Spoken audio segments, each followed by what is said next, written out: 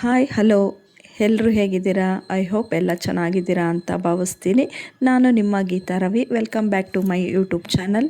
ಈ ವ್ಲಾಗ್ ಬಂದು 2 ದಿನದ ವ್ಲಾಗ್ ಆಗಿರುತ್ತೆ ಸ್ನೇಹಿತರೆ. ಹೊರನಾಡು ಅನ್ನಪೂರ್ಣೇಶ್ವರಿಗೆ ನಾನು ನಮ್ಮ ಫ್ಯಾಮಿಲಿ ಸಮೇತ ಹೋಗಿದ್ದೆ. ಅಂದರೆ ನಾನು, ನನ್ನ ಹಸ್ಬೆಂಡು ಮತ್ತು ನನ್ನ ಮಗ 3 ಜನ ಹೋಗಿದ್ವಿ. ಏನೇ ಆಗಲಿ ಬೇರೆ ದೇವಸ್ಥಾನಕ್ಕೆ ಹೋಗಿರ್ಬೋದು ಅಥವಾ ಎಲ್ಲೇ ಒಂದು ದೇವರ ಒಂದು ಸನ್ನಿಧಾನಕ್ಕೆ ಹೋಗುವಾಗ ಮನೇಲಿ ದೇವ್ರ ಸಾಮಾನು ತೊಳೆದು ಪೂಜೆ ಮಾಡಿ ಹೋಗೋದು ನಮ್ಮ ಸಂಪ್ರದಾಯ ಅಲ್ವಾ. ಹಾಗಾಗಿ ನಾನು ಎಲ್ಲ ಬೆಳಗ್ಗೆ ಬೇಗನೆ ಕೆಲಸ ಮಾಡ್ಕೊಂಡ್ಬಿಟ್ಟೆ. ಮತ್ತು ಸಿಂಕಲ್ಲೇ ನಾವು ದೇವ್ರ ಸಾಮಾನು ತೊಳಿಬೇಕಾಗತ್ತೆ. ಇದನ್ನು ನಾನು ತುಂಬ ಸರಿ ನನ್ನ ವ್ಲಾಗಲ್ಲಿ ಹೇಳಿದ್ದೀನಿ. ನಮಗೆ ಈ ಜಾಗ ಬಿಟ್ಟು ಬೇರೆ ಆಪ್ಷನಲ್ಲಿ ಬೇರೆ ಎಲ್ಲೂ ಸ್ಪೇಸ್ ಇಲ್ಲ. ಹಾಗಾಗಿ ನಾವು ಇಲ್ಲೇ ತೊಳೆಯೋ ಅಂಥದ್ದು.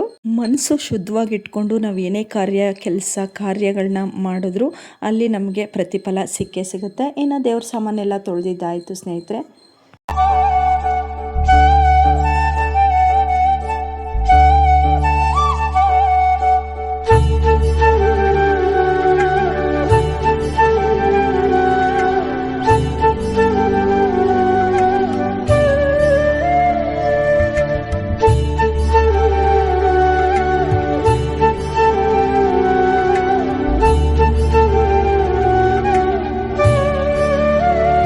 ಇನ್ನು ಯಾವುದೇ ಕೆಲಸಕ್ಕೆ ಹೋಗಲಿ ಕಾರ್ಯಕ್ಕೆ ಹೋಗಲಿ ಮನೇಲಿ ದೀಪ ಅಂಟಿಸ್ಬಿಟ್ಟು ಆ ಪಾಸಿಟಿವ್ ವೈಬ್ಸ್ ಇದೆಯಲ್ವಾ, ನಿಜವಾಗ್ಲೂ ಮನಸ್ಸಿಗೆ ತುಂಬಾ ಸಮಾಧಾನ ಕೊಡುತ್ತೆ. ಇನ್ನು ಟ್ರಾವೆಲ್ ಅಂತ ಬಂದರೆ ಗೊತ್ತಲ್ವಾ ಅದು ಯಾವ ಥರ ಇರುತ್ತೆ ಅಂಥೇಳಿ ಮನೇಲಿ ಪೂಜೆ ಮಾಡೇ ಹೋಗಿ ಅಂತ ಹೇಳ್ತೀನಿ. ಇನ್ನು ಬಟ್ಟೆನೂ ನಾನು ನೈಟು ಜೋಡಿಸ್ಕೊಳಕ್ಕೆ ಆಗಿಲ್ಲ, ಯಾಕಂದರೆ ಇದಕ್ಕಿದ್ದಂಗೆ ಪ್ಲ್ಯಾನ್ ಮಾಡಿದ್ದು. ಹಾಗಾಗಿ ಪೂಜೆ ಎಲ್ಲ ಮಾಡಿಬಿಟ್ಟು ನಾನು ಬಟ್ಟೆ ಎಲ್ಲ ರೆಡಿ ಮಾಡಿಕೊಂಡೆ. ನೆಕ್ಸ್ಟು ನಾನು ದೇವ್ರಿಗೆ ಕೈ ಮುಕ್ಕೊಂಡು ಹೊರಟೆ. ನಮ್ಮ ಹಸ್ಬೆಂಡ್ ಆಲ್ರೆಡಿ ಕಾರ್ ತೊಗೊಂಡು ಅಲ್ಲಿ ಕೆಳಗಡೆ ಬಂದಿದ್ದರು. ಇನ್ನು ಲಗೇಜ್ ಎಲ್ಲ ಕಾರಿಗೆ ಇಟ್ಬಿಟ್ಟು ಹೊರಟ್ವಿ. ನೋಡ್ಬೋದು ನಮ್ದೊಂದು ಪುಟ್ಟ ಫ್ಯಾಮಿಲಿ. ಇನ್ನು ನಾವೆಲ್ಲೇ ಹೋದ್ರೂ ಕೂಡ ನನ್ನ ಮಗ ನಮ್ಮ ಜೊತೆ ಇರಬೇಕು. ಲಾಂಗ್ ರೂಟ್ ಹೋದ್ರೆ ಅಂತೂ ಅವನನ್ನ ಯಾವ ಕಾರಣಕ್ಕೂ ಬಿಟ್ಟೋಗಲ್ಲ. ನಮ್ಮ ಅಕ್ಕನ ಮನೇಲಿ ಬಿಡೋದು, ನಮ್ಮ ಅಮ್ಮನ ಮನೇಲಿ ಬಿಡೋದು ಅಥವಾ ನಮ್ಮ ಅತ್ತೆ ಮನೇಲಿ ಬಿಡೋದು ಆ ಥರ ಮಾಡೋದೇ ಇಲ್ಲ. ನಾವು ಎಲ್ಲೇ ಹೋದರೂ ನಮ್ಮ ಜೊತೆ ನನ್ನ ಮಗನ್ನ ಕರ್ಕೊಂಡೇ ಹೋಗ್ತೀವಿ. ಇನ್ನು ಕೆಲವೊಂದು ಆಪ್ಷನಲ್ ಇರುತ್ತೆ, ಕೆಲವೊಂದು ಪ್ಲೇಸಿಗೆ ಕರ್ಕೊಂಡೋಗುವಾಗ ಕರ್ಕೊಂಡೋಗಲ್ಲ. ಇನ್ನು ನಾವು ಈ ಥರ ದೇವ್ರ ಸನ್ನಿಧಿಗಾಗಿರ್ಬೋದು ಅಥವಾ ಒಂದು ರೆಸಾರ್ಟ್ಗಾಗಿರ್ಬೋದು ಇನ್ನು ಎಲ್ಲೇ ಹೋದರೂ ಕೂಡ ನನ್ನ ಮಗನ ನಾವು ಯಾವತ್ತೂ ಬಿಟ್ಟು ಒಬ್ಬರೊಬ್ಬರೇ ಆಗಿ ನಾವು ಯಾವತ್ತೂ ಹೋಗಿಲ್ಲ ಸ್ನೇಹಿತರೆ. ಅವನಿದ್ರೇ ನಮಗೆ ಒಂಥರ ಮಜಾ ಇರುತ್ತೆ. ಅವ್ನು ಮಾತಾಡ್ತಾನೆ ಇರ್ತಾನೆ ಹಾಗೆ ಹೀಗೆ, ಮತ್ತು ಕ್ವಶನ್ಸ್ ಎಲ್ಲ ಜಾಸ್ತಿ ಕೇಳ್ತಾನೆ. ಯಾವುದೇ ಒಂದು ವಿಚಾರ ಆದರೂ ದೀರ್ಘವಾಗಿ ಚರ್ಚೆ ಮಾಡ್ತಾನೆ ಇರ್ತಾನೆ. ಹಾಗಾಗಿ ನಮಗೆ ಅವನು ಇರಲೇಬೇಕು. ಇನ್ನು ನಾವು ಹೊರಟಿದ್ದು ಮಧ್ಯಾಹ್ನ 2 ಗಂಟೆ ಆಗಿತ್ತಲ್ವ.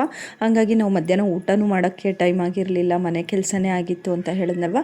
ಅಲ್ಲೇ ಸವಿರುಚಿಲಿ ಸ್ವಲ್ಪ ಲೈಟಾಗೆ ಊಟ ಮಾಡಿಕೊಂಡು ಮೂವ್ ಆನ್ ಆದ್ವಿ ಸ್ನೇಹಿತರೆ. ತುಂಬಾ ಚೆನ್ನಾಗಿತ್ತು ವೈಬ್ಸು. ಸ್ವಲ್ಪ ತುಂತುರು ಮಳೆ ಇತ್ತು ಸಕಲೇಶಪುರ ಹತ್ತತ್ರ. ಒಂಥರ ಚೆನ್ನಾಗಿತ್ತು, ಮೋಡ ಎಲ್ಲ ಚೆನ್ನಾಗಿತ್ತು. ಇನ್ನು ಇದು ಚಿಕ್ಕಿ ಫ್ಯಾಕ್ಟ್ರಿ ತುಂಬಾ ಚೆನ್ನಾಗಿದೆ. ಇದು ಬಂದು ಸಕಲೇಶಪುರ ರೋಡಲ್ಲೇ ಬರುತ್ತೆ ಸ್ನೇಹಿತರೆ. ನಾವು ನಿಜವಾಗ್ಲೂ ಅಲ್ಲಿಗೆ ಹೋಗ್ಬೇಕು ಅಂತೀವಿ, ಹೋಗ್ಲಿಕ್ಕೆ ಟೈಮ್ ಆಗೋದಿಲ್ಲ. ಅಂದರೆ ಅದು ಒಂದೊಂದು ಸರಿ ನಡಿ ಹೋಗೋಣ ಅಂತ ನಮ್ಮ ಮನೆಯವ್ರು ಅಂತಾರೆ. ನಾನು ಅಯ್ಯೋ ಬೇಡ ಬಿಡಿ ಇನ್ನೊಂದು ಸರಿ ಹೋದ್ರಾಯ್ತು, ಈ ಥರನೇ ಮೂವ್ ಆನ್ ಆಗ್ತಾಯಿದ್ದೀವಿ. ಒಂದು ಸರಿನೂ ಒಳಗೆ ಎಂಟ್ರಿನೇ ಕೊಟ್ಟಿಲ್ಲ. ಇನ್ನು ವ್ಯೂಸ್ ಅಂತೂ ಆಸಮಾಗಿತ್ತು ಅಂತಲೇ ಹೇಳ್ತೀನಿ. ಸಖತ್ ಚೆನ್ನಾಗಿತ್ತು ಸ್ನೇಹಿತರೆ. ಮಳೆ ಅಲ್ಲಲ್ಲೇ ಒಂದು ತುಂತುರು ಮಳೆ, ತುಂಬ ಜೋರಾಗಿ ಮಳೆ ಇಲ್ಲ, ತುಂತುರು. ನಿಜವಾಗ್ಲೂ ಮಳೆ ಬರ್ತಾಯಿದೆ ಅಂತಲೂ ಫೀಲ್ ಆಗ್ತಾ ಇರಲಿಲ್ಲ, ಮಳೆ ಬರ್ತಾ ಇಲ್ಲ ಅನ್ನೋಂಗೂ ಫೀಲ್ ಆಗ್ತಾ ಇರಲಿಲ್ಲ. ಸಕಲೇಶಪುರ ಬಿಟ್ಟು ನಾವು ಮೂವ್ ಆನ್ ಆದಮೇಲೆ ಮಳೆ ಶುರು ಆಯಿತು ಲೈಟಾಗಿ. ತುಂಬ ಏನು ಜೋರಾಗಿ ಮಳೆ ಇರಲಿಲ್ಲ. ಇನ್ನು ಹೊರನಾಡಲ್ಲೂ ಅಷ್ಟೇನು ಮಳೆ ಇರಲಿಲ್ಲ ಸ್ನೇಹಿತರೆ.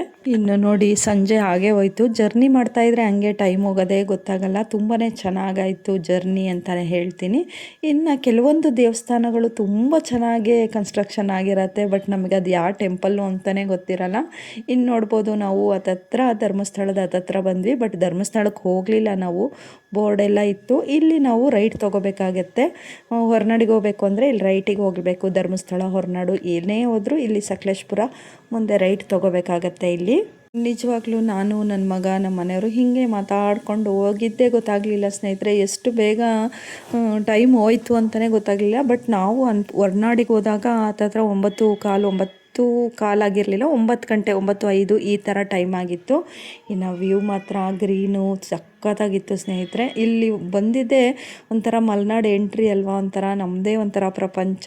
ಕೆಲವೊಂದು ಕಡೆ ಲ್ಯಾಂಡ್ಸ್ಕೇಡ್ ಆಗಿತ್ತು, ತುಂಬಾ ಚೆನ್ನಾಗಿತ್ತು. ನೋಡ್ಬೋದು ಇಲ್ಲೆಲ್ಲ ಲ್ಯಾಂಡ್ಸ್ಕೇಡ್ ಆಗಿತ್ತಲ್ವ, ಚೆನ್ನಾಗಿತ್ತು. ಅದನ್ನೇ ಮಾತಾಡ್ಕೊಂಡು ಬಂದ್ವಿ. ಅಮ್ಮಮ್ಮ ಇಲ್ಲೆಲ್ಲ ತುಂಬಾ ಲ್ಯಾಂಡ್ಸ್ಕೇಡು ಕಣಮ್ಮ ಅಂತ ನನ್ನ ಮಗ ಹೇಳ್ತಾ ಇದ್ದ.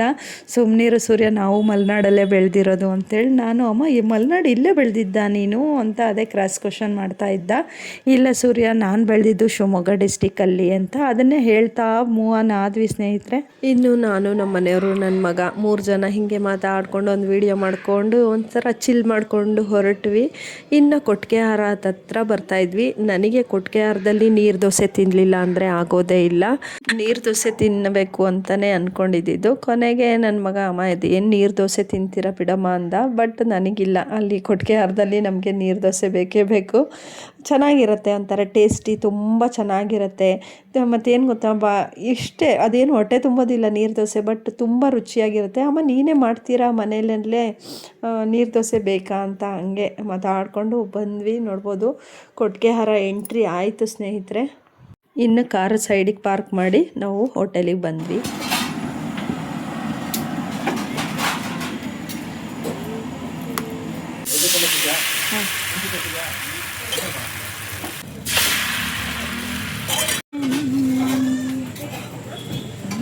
ಇನ್ನು ನೀರು ದೋಸೆ ತಿಂದ್ಕೊಂಡು ನಾವು ಹೊರಟ್ವಿ. ಕತ್ಲಾಗಿತ್ತು ಆಲ್ರೆಡಿ ಸ್ನೇಹಿತರೆ. ಬನ್ನಿ ನೋಡೋಣ.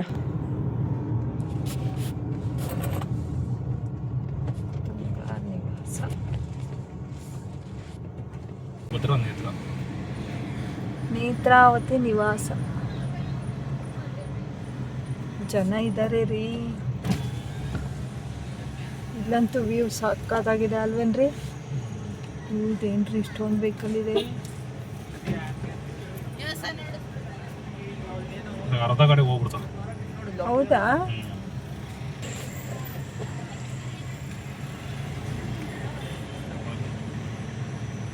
ಎಲ್ಲ ದರ್ಶನಕ್ಕೆ ಹೋಯ್ತವ್ರೆ ಕಣ್ರಿ.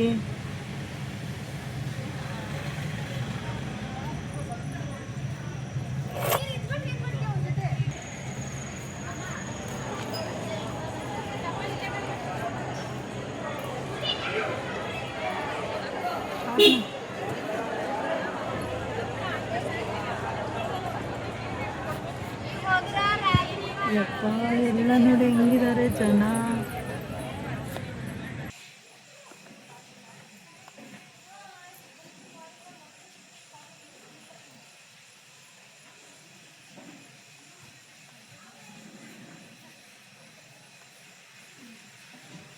ಇನ್ನು ನಾವು ಆನ್ಲೈನಲ್ಲೇ ರೂಮ್ ಬುಕ್ ಮಾಡ್ಕೊಂಡಿದ್ವಿ. ರೂಮ್ ಏನು ತೀರಾ ಏನು ಹೈಫೈ ಥರ ಇರಲಿಲ್ಲ, ಚಿಕ್ಕ ರೂಮ್ನೇ ಬುಕ್ ಮಾಡ್ಕೊಂಡಿದ್ವಿ. ಚೆನ್ನಾಗಿತ್ತು. ವಾಶ್ರೂಮ್ ಎಲ್ಲ ಚೆನ್ನಾಗಿ ನೀಟಾಗಿತ್ತು. ಫಸ್ಟು ಮೇಯ್ನ್ ಬೇಕಾಗಿರೋದು ನೀಟಾಗಿ, ಚಿಕ್ಕದಾಗಿದ್ದರೂ ಚೊಕ್ಕವಾಗಿರ್ಬೇಕಲ್ವ. ಹಾಗಾಗಿ ನೋಡಿಕೊಂಡು ಒಂದು ವಿಡಿಯೋ ಮಾಡಿಕೊಂಡೆ. ಚೆನ್ನಾಗಿತ್ತು ರೂಮೆಲ್ಲ. ಇನ್ನು ನೋಡ್ಬೋದು ವಾಶ್ರೂಮು ಅಷ್ಟೇ ನೀಟಾಗೇ ಇತ್ತು.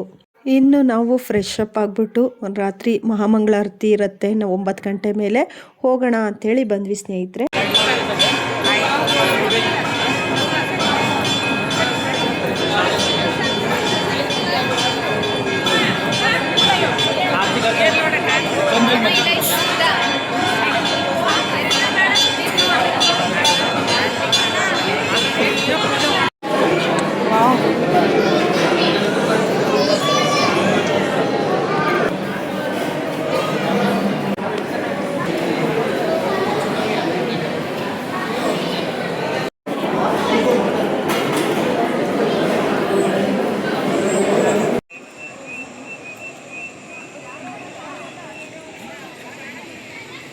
ಧರ್ಮದರ್ಶಿಗಳ ಮನೆ.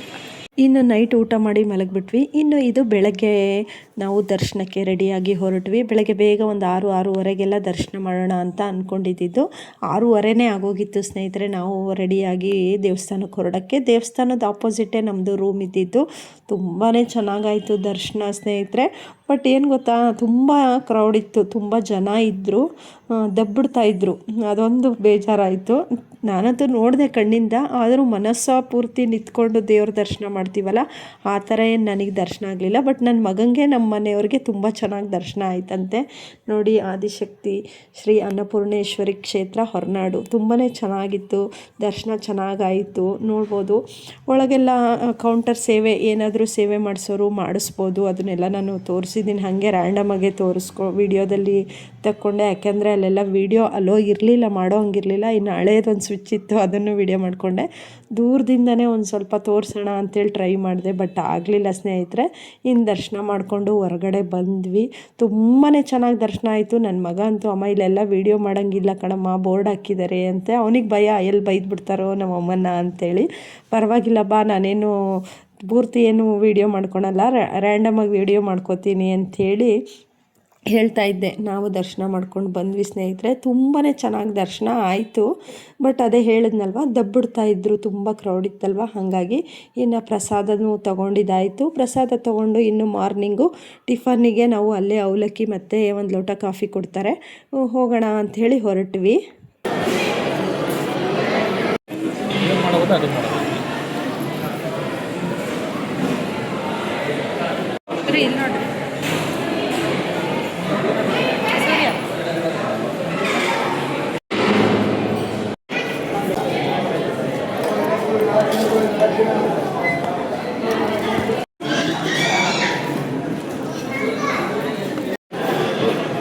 ಏನು ಜಾಸ್ತಿ ಬೇಕಂತ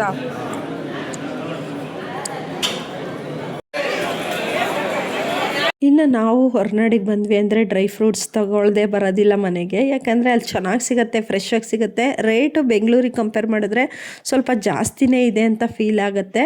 ಬಟ್ ನಾವೇನೋ ಅದು ಅಭ್ಯಾಸ ಆಗಿಬಿಟ್ಟಿದೆ. ಕಾಫಿ ಪುಡಿ, ಟೀ ಪುಡಿ, ಆಮೇಲೆ ಮಸಾಲೆ ಐಟಮ್ ಪ್ರತಿಯೊಂದು ನಾವು ಅಲ್ಲಿಂದನೇ ತೊಗೊಂಬಂದ್ಬಿಡ್ತೀವಿ. ಧರ್ಮಸ್ಥಳಕ್ಕೆ ಹೋದರೆ ಅಲ್ಲಿಂದ, ಕುಕ್ಕೆಗೆ ಹೋದರೆ ಅಲ್ಲಿಂದ, ಹೊರನಾಡಿಗೆ ಬಂದರೆ ಇಲ್ಲಿಂದ, ಈ ಥರ ತೊಗೊಂಡು ಬಂದುಬಿಡ್ತೀವಿ ಸ್ನೇಹಿತರೆ.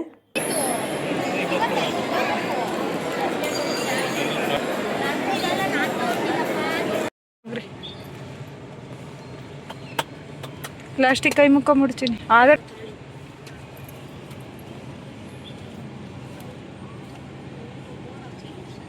ನಾನು ಏನು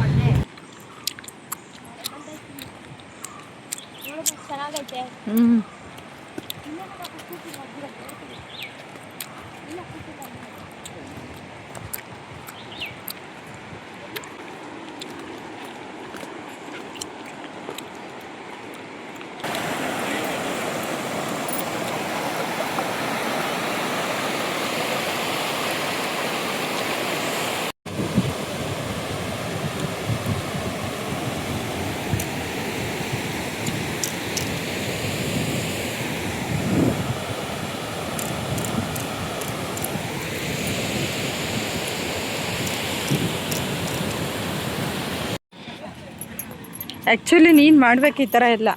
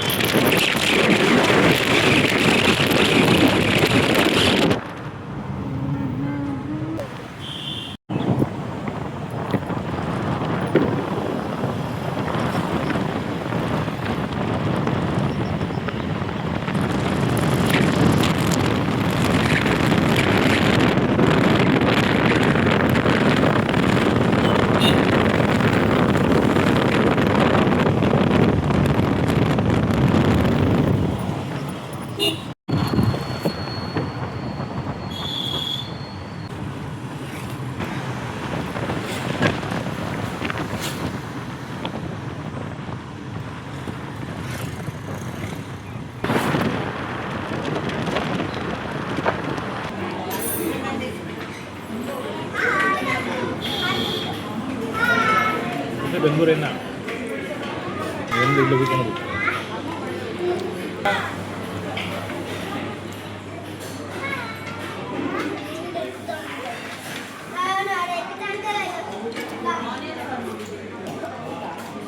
ಮೇಡಮ್ ರಾಯ್ತಾ ಕೊಡಿ ಒಂದು. ನೋಡಿದ್ರಲ್ಲ ಸ್ನೇಹಿತರೆ, ಆನ್ ದಿ ವೇ ನಾವು ಕಳಸೇಶ್ವರ ದೇವಸ್ಥಾನನ ನೋಡಿದ್ವಿ ಕಳಸದಲ್ಲಿ. ಹಾಗೆ ಅಂಬತೀರ್ಥ ಅಂಥೇಳಿ ಅಲ್ಲಿ ನದಿ ಹರಿಯುತ್ತೆ, ಅಲ್ಲೊಂದು ಕಡೆ ಹೋದ್ವಿ. ಇನ್ನು ಇಷ್ಟನ್ನು ನೋಡಿಕೊಂಡು ಬ್ಯಾಕ್ ಟು ಬೆಂಗಳೂರು ಮತ್ತೆ ಮನೆಗೆ ಬಂದಿದ್ದಾಯಿತು. ಇಷ್ಟ ಆಗಿತ್ತು ಇವತ್ತಿನ ವ್ಲಾಗು, ಚೆನ್ನಾಗಿತ್ತು ಅಂತ ಭಾವಿಸ್ತೀನಿ. ವಿಡಿಯೋ ಇಷ್ಟ ಆದರೆ ದಯವಿಟ್ಟು ಒಂದು ಪುಟ್ಟ ಲೈಕ್ ಮತ್ತು ಕಮೆಂಟ್ನ ಮಾಡ್ಕೊಳ್ಳಿ. ಸಬ್ಸ್ಕ್ರೈಬ್ ಮಾಡ್ಕೊಂಡಿಲ್ಲ ಅಂದರೆ ದಯವಿಟ್ಟು ಸಬ್ಸ್ಕ್ರೈಬ್ ಮಾಡ್ಕೊಂಡು ನೋಡಿ ಅಂತ ಹೇಳ್ತಾ ಇವತ್ತಿನ ವ್ಲಾಗ್ನ ಇಲ್ಲಿಗೆ ಎಂಡ್ ಮಾಡ್ತಾ ಇದ್ದೀನಿ. ಮತ್ತೆ ಮುಂದಿನ ವಿಡಿಯೋದಲ್ಲಿ ಸಿಗೋಣ. ಬಾಯ್.